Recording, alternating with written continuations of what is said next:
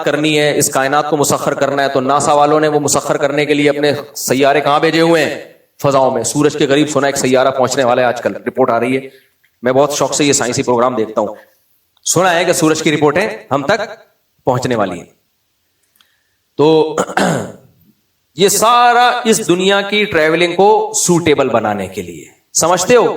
لیکن یہ علم سے انسان کو فضیلت کلی حاصل نہیں ہوتی. خوب سمجھ لو, یہ اچھا علم ہے, ضروری علم ہے, اس کی ضرورت سے انکار نہیں ہے, اس کی ضرورت کا کوئی منکر نہیں ہو سکتا.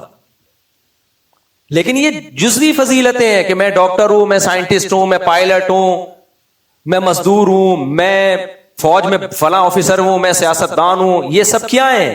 بولو ادھر توجہ بھائی. یہ جزوی فضیلتیں ہیں. یہ انسان کی کلی, اگر یہ اصل فضیلت ہوتی تو جنت جہنم اس بیس پہ ملتی کہ جس کے نمبر اچھے آئے وہ جنت میں جائے گا اور جو چوکیدار تھا وہ جہنم میں جائے گا. سمجھتے ہو کہ نہیں سمجھتے؟ کبھی آپ نے سنا کسی آسمانی کتاب میں یہ کہا ہو کہ جو امتحان میں اچھے نمبروں سے پاس ہو گیا اور اچھی جاب مل گئی وہ جنت میں, اور جس کو اچھی جاب نہیں ملی وہ کہاں جائے گا؟ جہنم میں. بھائی یہ فضیلتیں ہیں لیکن یہ کلی فضیلت نہیں ہے. قیامت کے دن ہمارے نبی کا مقام حضرت موسیٰ علیہ السلام سے بلند. موسیٰ علیہ السلام کہہ سکتے ہیں اللہ تو مجھے کوہ طور پہ بلا کے ہم کلام ہوتا تھا, محمد صلی اللہ علیہ وسلم کو تو نے کوہ طور پہ نہیں بلایا. اللہ کہیں گے بھائی وہ جزوی فضیلت تھی, وہ میں نے تمہیں دنیا میں دے دی, لیکن جو کلی فضیلت تھی, جو پیغمبروں والا کام تھا, وہ جیسا محمد صلی اللہ علیہ وسلم کو ذمہ داری دی اور آپ نے نبھائی اس ذمہ داری کو, ایسی ذمہ داری میں نے آپ کو نہیں دی. ٹھیک ہے بنی اسرائیل نے آپ کو بہت ٹینشنیں دی ہیں, ان ٹینشنوں کا الگ سے ثواب ملے گا آپ کو, صحیح ہے نا؟ ان ٹینشنوں اور اس صبر پہ آپ کو الگ سے درجات بھی بلند ہوں گے, ثواب بھی ملے گا, بہت بڑا مقام آپ کا. لیکن محمد صلی اللہ علیہ وسلم سے آگے نہیں جا سکتے.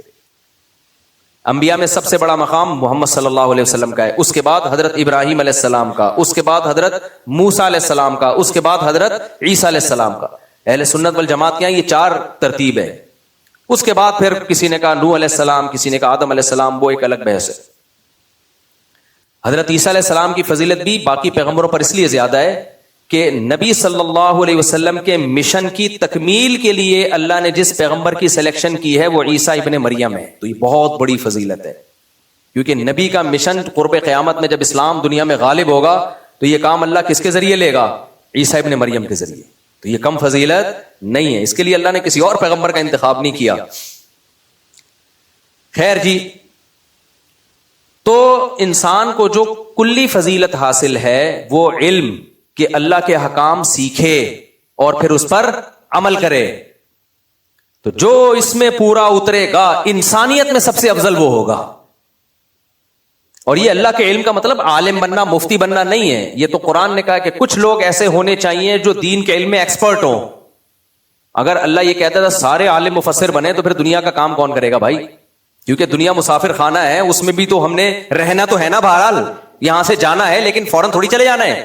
اگر پتہ چل جاتا کل قیامت آئے گی اور کل ہی ہم سب نے یہاں سے نکل لینا ہے, پھر یہ سارے کالج والج ختم کرو, بند کرو, کیا خیال ہے بھائی؟ لیکن رہنا تو تھوڑے دن تو رہنا ہے نا, تو اس کے لیے پھر کمانا بھی ہے, اس کے لیے ہمیں ڈاکٹر بھی چاہیے, اس کے لیے ہمیں انجینئر بھی چاہیے, اس کے لیے ہمیں بہت کچھ چاہیے, بچے بھی چاہیے ہمیں. اس کے لیے ہم ہر چیز کو مان رہے ہیں, سب کچھ چاہیے, لیکن فیملی پلاننگ والوں کا بچے نہیں چاہیے. بھائی غلط ہے. جیسے دنیا میں صحیح زندگی گزارنے کے لیے آپ کو صرف میڈیکل سائنس کی ضرورت نہیں ہے, آپ کو نیچرل لائف کی ضرورت ہے. اس نیچرل لائف میں بیوی بچے سر فہرست ہیں. اگر بیوی بچے نہیں ہوں گے تو آپ نفسیاتی ڈاکٹروں سے ہی قیامت تک علاج کراتے رہو گے اور وہ میڈیسن سے ہی کوشش کریں گے آپ کو کور کرنے کی, حالانکہ اس کا علاج میڈیسن نہیں ہے. یہ نیچرل لائف ہے انسان کی, اس کو بیوی بھی چاہیے اور بچہ نہیں, بچے چاہیے. اور اگر آپ کا ایک آدھ بچہ ہو گیا تو بچہ ڈپریشن میں جائے گا, کیونکہ بچے کو بہن بھائی چاہیے, یہ اس کی نیچر ہے. اس لیے ہم یہ فیملی پلاننگ ولاننگ اور ٹوپی ڈراموں سے ذرا بھی اللہ کا شکر ہے متاثر نہیں ہوتے. اور آپ کے سامنے بیٹھا ہوا ہوں, اللہ نظر بس سے بچائے. میں یہ باتیں 2004 میں کرتا تھا کہ زیادہ بچے ہوں, خاندان بڑا ہو, لوگ کہتے تھے ٹینشن سے مرے گا. آج 19 کی رپورٹ ہے, الحمدللہ مرا ٹینشن سے. جو دعوے, میں شو نہیں مار رہا, میں صرف اس لیے بتا رہا ہوں کہ جو دعوے میں 2004 میں کیا کرتا تھا, میرے پرانے لسنر ہیں, وہ سب تو میرے 2 بچے تھے. اور میں کہتا تھا بھائی یہ ٹینشن ختم کرنے کا ذریعہ یہ چیزیں, یہ نیچرل لائف ہے, بچوں کو بہن بھائی چاہیے. اللہ کا شکر ہے بچے بھی بڑے ہو رہے ہیں بڑے مزے سے, اللہ نظر بد سے بچائے. مجھے خطرہ ہے تو آپ لوگوں کی نظر سے ہے, عاملوں سے کوئی خطرہ نہیں ہے. تو بچے بھی ہو رہے ہیں, بڑے بھی ہو رہے ہیں, کھا بھی رہے ہیں, پی بھی رہے ہیں, پڑھ بھی رہے ہیں. تھوڑی بہت ٹینشن ہے تو ہر گھر میں ہوتی ہے, وہ تو 2 بچوں میں بھی ہوگی. ایک بچہ تھوڑا سا ہکلاتا ہے, دعا کریں اللہ اس کو شفا دے, وہ بھی ہمارے لیے ایک انٹرٹینمنٹ کا ذریعہ ہے. کل میں فجر کی نماز پڑھ کے گھر گیا, وہ غمزدہ بیٹھا ہوا, میں نے کہا بیٹا کوئی لفظ تو نہیں حلق میں اٹک گیا جو ابھی تک نہ نکلا ہو, اس کی ٹینشن تو نہیں ہو رہی؟ فزیو تھراپی کروا رہے ہیں, اللہ کرے سیٹ ہو جائے. تو ایک دفعہ ڈاکٹر آیا, اس نے پوچھا یہ ہکلا رہا ہے, کوئی ٹینشن تو نہیں ہے اس کو؟ میں نے کہا ڈاکٹر صاحب مسئلہ یہ ہے, ہکلانا مجھے چاہیے تھا, ٹینشنیں کس نے پالی ہوئی ہیں میں نے, لیکن اب میری عمر گزر گئی ہکلانے کی, اس لیے اللہ نے اس پہ ڈال دیا. خیر مذاق کیا ان سے میں نے, یہ تو نارمل ہے بھائی, کوئی سب کچھ سیٹ ہے, اللہ ہو سکتا ہے اس سے کوئی اور دین کی خدمت لے لے, ٹھیک ہو جائے. اچھا بات کو جلدی سے سمیٹ کے ختم کرتا ہوں میں. تو اب کیا ہے کہ جو کلی فضیلت انسان کو حاصل ہے وہ عمل اور علم, دین کا بنیادی. عالم بننا ہر ایک پہ فرض نہیں ہے, وہ تو فرض کفایہ ہے. ٹوٹا پھوٹا علم, کیا حلال کیا حرام, کیونکہ اللہ نے ہمیں اپنی غلامی کے لیے پیدا کیا ہے. اسی بات کو قرآن نے مختلف الفاظ سے بیان کیا ہے, اما شاکرن و اما کفورا. اللہ دیکھنا چاہتے ہیں کون شکر گزار بنتا ہے اور کون مجھے بھول جاتا ہے. ایک جگہ اللہ نے فرمایا میں نے اس لیے پیدا کیا, میں دیکھنا چاہتا ہوں کون میری عبادت یعنی غلامی کرتا ہے. ایک جگہ اللہ نے فرمایا لیبلوکم ایکم احسن عملا, میں دیکھنا چاہتا ہوں کون اچھا عمل کر کے آتا ہے. پتہ چلا اچھا بننا, اچھا عمل کرنا, اللہ کی عبادت کرنا, شکر گزار, یہ ایک ہی چیز ہے جس کو 3 مختلف عنوانات سے تعبیر کیا جا رہا ہے. اور اتنا وسیع مفہوم ہے اچھا بننے کا کہ آپ اچھا بننے کی نیت سے ڈاکٹر بنو کہ میں لوگوں کی انسانیت کی خدمت کروں گا, تو ڈاکٹر ہو کے بھی آپ اچھے ہو جاؤ گے. آپ سائنٹسٹ بنو کہ بھائی میں اپنے ملک کو ترقی دوں گا, انسانیت کو فائدہ ہوگا, تو یہ سائنسدان بننا کیا کہلائے گا؟ اچھا. نیت کو سیٹ کرنے کی ضرورت ہے, کسی کام کو چھوڑنے کی ضرورت نہیں ہے. لا رہبانیت فی الاسلام, حدیث میں آتا ہے اسلام میں رہبانیت, دنیا چھوڑنا نہیں ہے. تبھی تو ہم بار بار چیخ چیخ کے تھک گئے. لوگ کہتے ہیں یہ لوگ مولوی لوگ دوسروں کو غربت کی فضائل سناتے ہیں اور خود لینڈ کروزر میں گھوم رہے ہوتے ہیں. بھائی لینڈ کروزر کے اگر آپ کے پاس پیسے ہیں تو چھوڑنی نہیں ہے آپ نے, یہ رہبانیت ہے جس سے منع کیا ہے نبی نے. یہ اسلام کا مفہوم ہے. غربت کے فضائل ہم نے کبھی نہیں سنائے, غربت میں صبر کے فضائل سنائے ہیں. سمجھتے ہو کہ نہیں سمجھتے؟ ہاں اس غربت کے فضائل ہیں جو غربت اللہ کی طرف سے ہو. جو غربت آج کل ہمارے ملک میں جو غربت ہے یہ اللہ کی طرف سے نہیں ہے, یہ کس کی طرف سے؟ ہمارے حکمرانوں کی طرف سے یا ہماری اپنی طرف سے. اب کوئی کمبخت غریب ہے سستی کی وجہ سے, تو اس کی کوئی فضیلت نہیں ہے بھائی اسلام میں. ایسے لوگوں کے بارے میں تو صحیح مسلم کی صحیح حدیث ہے, بہت شدید وعیدیں ہیں کہ جو سست ہونے کی وجہ سے کوئی کام کاج نہیں کرتے. تو جو خدا کی طرف سے غربت آ گئی, بعض دفعہ تقدیر ساتھ نہیں دیتی ہے, اس کی فضیلت ہے بھائی. کہ ایسا غریب 500 سال پہلے جنت میں جائے گا. اگر آپ دولت کما سکتے ہو نہیں کما رہے, پھر یہ کوئی فضیلت کی چیز نہیں ہے, پھر یہ رہبانیت ہے جس سے منع کیا ہے. اگر غریب ہونا کوئی اسلام میں فضیلت ہی کی چیز ہوتا ہر صورت میں, تو نبی صلی اللہ علیہ وسلم سید حضرت عثمان کو کہتے کہ آپ غنی کیوں ہیں. حضرت عثمان کے تو 400 اونٹ مدینہ میں آتے تھے, زمین ہلتی تھی, اتنے بڑی تجارت تھی ان کی. جب اونٹ آتے تھے نا پتہ چل جاتا تھا کوئی قافلہ آ رہا ہے, یہ سب تجارتی مال لے کے آتا تھا قافلہ. حضرت عثمان کے وقف کردہ کنویں اب تک موجود ہیں, اتنی دولت تھی. تو بہت بڑے بڑے, اگر غربت, لوگ کہتے ہیں نا علماء گدھوں پہ گھومے, سائیکلوں پہ گھومے, پیون زدہ کپڑے پہنے, اگر میرے بھائی اس کی فضیلت ہوتی تو سلیمان علیہ السلام بھی غریب ہوتے. پھر سلیمان علیہ السلام کے پاس تو دولت, تاج ایسا, تخت ایسا, ملکہ سوا دیکھ کے حیران ہو گئی یہ کیا ہے بھائی. تو یہاں کا کوئی صوفی ہوتا یا علماء پہ اعتراض کرنے والے, وہ سب سے پہلے انگلی کس پہ اٹھاتے؟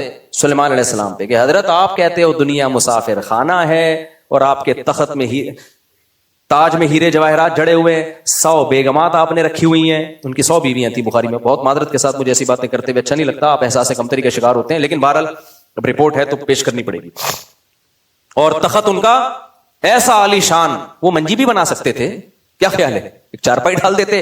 چارپائی میں فائدہ کیا ہے, بیڈ میں نیچے سے ہوا نہیں آتی, چارپائی میں نیچے سے بھی ہوا آتی ہے. میں جب غریب جس کے پاس چارپائی ہو تو اس کو یہ فضیلت سناتا ہوں میں, دیکھو بیڈ والوں پہ احساس کمتری میں مت جانا, بیڈ والوں کو دیکھ, جو بیڈ پہ سوتے ہیں ان میں دو طرف سے ہوا آتی ہے, نیچے سے ہوا نہیں آتی. کنوارے جو شادی شدہ کو دیکھ کے احساس کمتری میں جاتے ہیں ان کو بولتا ہوں دیکھو تم جس بستر پہ سوتے ہو تمہارے پاس آپشن ہے, ادھر سے بھی اتر سکتے ہو ادھر سے بھی اتر سکتے ہو. شادی شدہ صرف ادھر سے اتر کے جا سکتا ہے, دوسری طرف دوسری سائڈ اس کے پاس نہیں. تو خیر بیان ہمارا کہیں اور چلا گیا, بات ختم کر رہا ہوں. انسان کو میرے بھائی فضیلت جزوی کے بجائے فضیلت کلی جو حاصل ہے وہ اچھا عمل پہ ہے. اس میں چپڑاسی ہو یا کوئی بہت بڑا آفیسر ہو, وہ سب اللہ کی نظر میں کیا ہے, برابر. ابو جہل سردار تھا, ابو لہب سردار تھے, جنت میں نہیں جائیں گے. بلال حبشی غلام تھے, رنگ بھی سیاہ تھا, موٹے ہونٹ تھے, لیکن ان کے جنت کی آہٹ قدموں میں ان کے قدموں کی آہٹ نبی نے جنت میں سنی ہے. تو یہ فضیلت ہے اصل. بیان کر ہم کہیں اور سے چلے تھے, کہیں اور پہنچ گئے, لیکن جہاں بھی پہنچے آخر میں جو پہنچے ہیں نا, وہ جو کنوارے والی بات ہے وہ خاندانی ہو گیا. تو اس لیے کنواروں کو میں شادی کے فضائل سناتا ہوں, لیکن جب رشتہ نہیں مل رہا تو بھائی یہی سوچ کے انجوائے کرو, ابھی ہمارے پاس آزادی ہے, ہم یہاں سے بھی اتر سکتے ہیں, یہاں سے بھی اتر سکتے ہیں. شادی ہو جائے گی تو صرف ادھر سے اتر سکیں گے, ادھر سے نہیں. جب تک نہیں ہو رہی تو یہی سوچو نا. اب اس سے کوئی کہہ لو خود شادیاں کرتے ہیں اور کنواروں کو کہہ رہے کنوارے پن کے فضائل. تو اسی طرح میرے بھائی جیسے یہ اعتراض درست نہیں ہے, ایسے ہی کوئی کہ مفتی صاحب خود جناب ریووں میں گھوم رہے ہیں اور دوسروں کو بتا رہے ہیں کہ دنیا مسافر خانہ ہے, تو یہی مثال یہاں بھی چسپا ہوتی ہے. سمجھتے ہو بھائی اللہ کی طرف سے اگر قربت ہے تو صبر ہی کرنا ہے, اور کیا کرنا ہے. پھر ہمارے نبی کی ہمارے سامنے مثال ہے, 40 دن گھر میں چولہا نہیں جلا. اللہ کے نبی کو اللہ نے مسکین اس لیے رکھا کہ جو قدرت کی طرف سے جو مسکین اور غریب ہوں گے تو ان کے سامنے پیغمبر کی مثال رہے گی, تو وہ غریب صبر کر پائے گا کہ یار سب سے بڑا مقام محمد صلی اللہ علیہ وسلم کا, جب ان کے گھر میں 40 دن چولہا نہیں جلتا تھا, تو اس سے پتہ چلتا ہے چولہا گھر میں جلنا یہ اللہ سے محبت کی دلیل نہیں ہے, اور یہ اس کی بھی دلیل نہیں ہے کہ اللہ آپ سے ناراض ہے. اس لیے فضیلت کلی کی طرف کو فوکس کرو. دولت میں بھی اللہ کو راضی کیا جا سکتا ہے, غربت میں بھی, لیکن آخرت اسی کو ملے گی جو جس سے اللہ راضی ہو, چاہے وہ غریب ہو چاہے وہ مالدار ہو. اس سے کوئی فرق نہیں پڑتا کہ ہے یا پیسہ ہے یا نہیں ہے. سمجھتے ہو گے نہیں سمجھتے, اللہ عمل کی توفیق عطا فرمائے. آپ نے اجازت دی کہ میں عریدہ صوفیہ سہیل بنت محمد سہیل رانا کا نکاح 1 لاکھ روپے معجل مہر میں سید معیز حسن ول سید آل محمد سے کروں, اجازت ہے؟ جزاک اللہ. اچھا بھائی, محمد مزمل صدیقی ولد عبد الخالق, کہاں ہے دولہا؟ آپ ہیں ماشاءاللہ. عفیفہ بنت سعید خان, مہر کی رقم 2 لاکھ, دلہن کے وکیل کون ہے بھائی؟ سوری آپ نے اجازت دی کہ میں عفیفہ بنت سعید خان کا نکاح محمد مزمل صدیقی ولد عبد الخالق سے کروں, اجازت ہے؟ جزاک اللہ.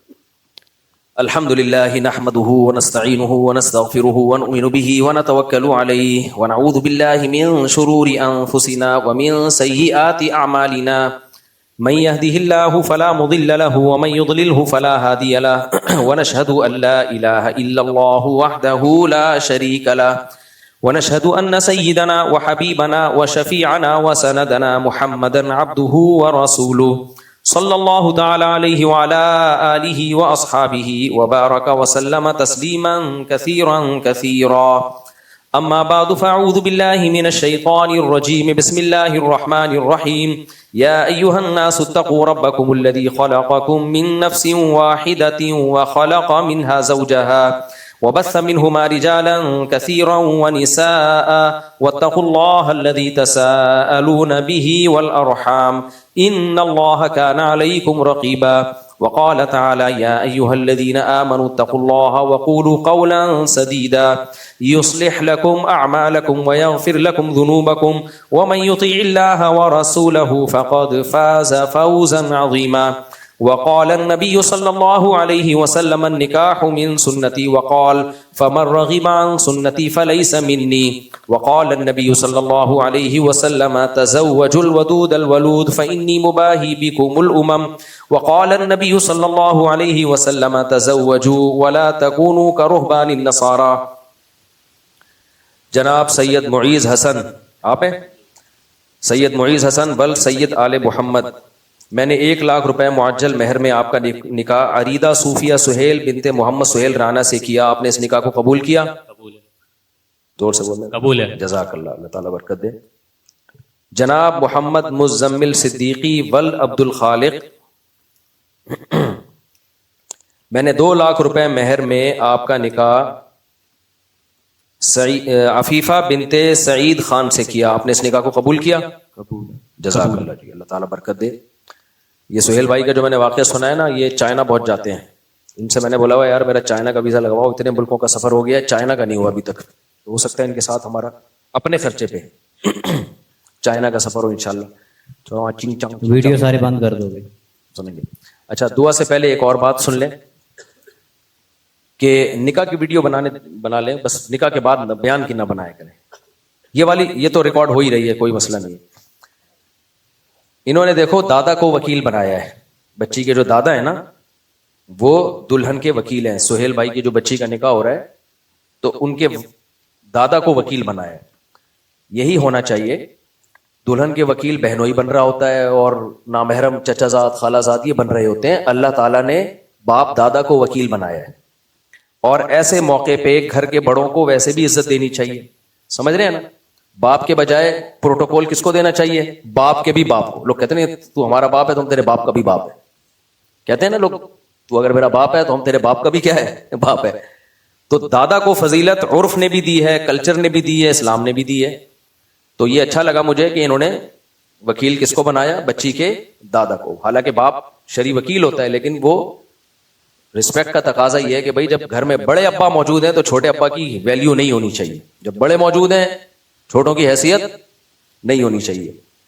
تو آج کل ہماری سوسائٹی میں یہ سیٹ اپ بھی ختم ہوتا جا رہا ہے، دادا بیچارہ کھانسنے کے لیے رکھا ہوا ہوتا ہے، بس ایک کونے میں بیٹھا ہوتا ہے، کوئی اس کو کہیں بھی پوچھتا نہیں ہے، رشتے ناتوں میں اس کی 2 ٹکے کی ویلیو نہیں ہے۔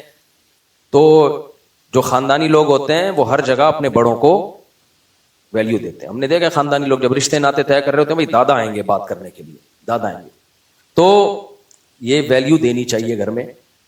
دعا کر لیں جو 2 نکاح ہوئے اللہ تعالیٰ میں برکت دے۔ الحمدللہ رب العالمین والعاقبۃ للمتقین والصلاۃ والسلام علی رسولہ الکریم وعلی آلہ وصحبہ اجمعین۔ اے اللہ ان دونوں نکاحوں کو اپنے دربار میں قبول فرما، اے اللہ ان دونوں جوڑوں کو تادم حیات اس نکاح کی خوب خوب برکتیں نصیب فرما، تادم حیات کامیاب ازدواجی زندگی نصیب فرما، محبت کے ساتھ الفت کے ساتھ برکتوں کے ساتھ رہنے کی توفیق نصیب فرما، آپس کے اختلاف و انتشار سے، لڑائی جھگڑوں سے، ہر قسم کے شر فساد سے اے اللہ